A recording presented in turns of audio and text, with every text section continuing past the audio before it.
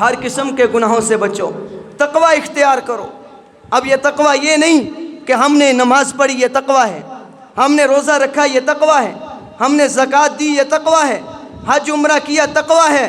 تقوی یہ ہے کہ ہم گناہوں سے بچیں، ہم گناہوں سے بچیں، کہ ہم نے جو عبادات کی ہیں وہ ہماری عبادات ضائع نہ ہو جائے۔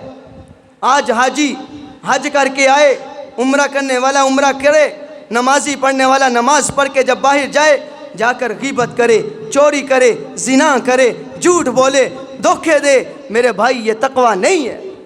تقوی یہ ہے کہ ہم جائیں، جہاں بھی جائیں لوگ دیکھ کر کہیں یہ امت محمدی کا ایک فرد ہے، یہ محمد کا غلام ہے۔ یہ تقوی ہے۔ تقوی یہ ہے کہ ہم گھر میں جائیں ہماری بیوی کا دل ٹھنڈا ہو جائے، ہم گھر میں جائیں ہماری اولاد کا دل ٹھنڈا ہو جائے، یہ تقوی ہے۔